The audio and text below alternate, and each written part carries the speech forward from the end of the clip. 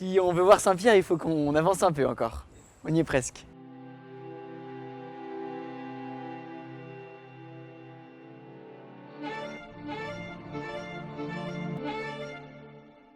Ben, c'est toujours aussi impressionnant de se dire qu'on est au cœur de cette ville sainte et que là, d'un simple regard de vue, j'aperçois Saint-Pierre au loin et donc le berceau de l'église.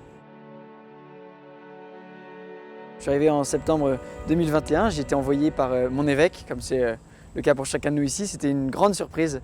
C'était un jour de joie parce que c'était le jour de mon admission. Donc c'est cette étape où, pour la première fois, l'Église pose une première parole publique, accueillant notre désir de devenir prêtre et nous encourageant à aller jusqu'au bout.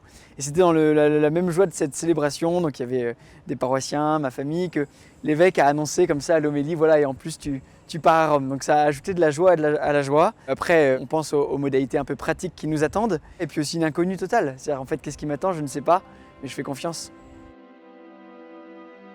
Depuis ce jour où je suis rentré en propédeutique, la première étape du séminaire, c'est quand même un vrai changement de vie. Ça fait maintenant 6 ans. J'ai vécu tellement de choses, je crois avoir beaucoup grandi, beaucoup mûri. Et surtout, avoir fait cette expérience spirituelle que la joie qu'on peut avoir à suivre le Christ est toujours plus grande que les difficultés qu'on rencontre tout au long de ce séminaire. Je m'émerveille de la fidélité du Seigneur et aussi du soin de l'Église, concrètement, les évêques, les supérieurs, ce qu'on vit ici au séminaire, le soin de l'Église pour les vocations. C'est une joie de se dire que peut-être, voire sûrement, je serai prêtre un jour. Cette joie-là, on la vit notamment dans les activités pastorales. C'est-à-dire que chacun de nous ici, comme dans tous les séminaires, on a soit une paroisse ou une école d'insertion. Ces moments forts de pastoral me montrent bien que c'est ce que je vais vivre toute ma vie et me confortent. Peut-être la première, mais qui est de fait commun à tout état de vie, c'est l'incertitude.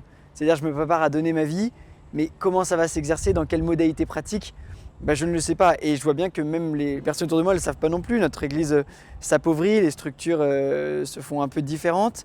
Et du coup, comment on sera prêtre demain et dans 20 ans et dans 30 ans, faut faire confiance à l'Esprit Saint, parce il me semble qu'on n'est pas encore tout à fait capable de le définir. Donc c'est ce saut de confiance qu'il faut faire pour dépasser cette incertitude, de dire concrètement quelle sera ma vie, comment je pourrai donner ma vie dans le sacerdoce dans les années à venir.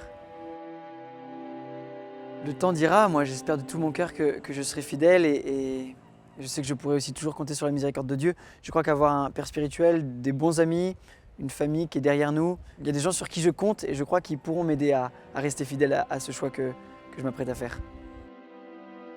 Moi je pense qu'il faut y aller à tout prix parce que c'est impressionnant de voir à quel point on est libre et jusqu'au bout on est libre. Et ça je l'expérimente, ça veut dire qu'il ne faut pas imaginer quand on rentre au séminaire, on est coincé dans une voie. Vraiment jusqu'au bout on a cette pleine liberté de partir, de reprendre du temps. Et ça c'est vraiment très très beau, cette liberté qui fait qu'il ne faut pas avoir peur d'avancer, mais qu'avec le temps on comprendra ce que Dieu veut, et si finalement c'était pas ça, il n'y a aucun danger.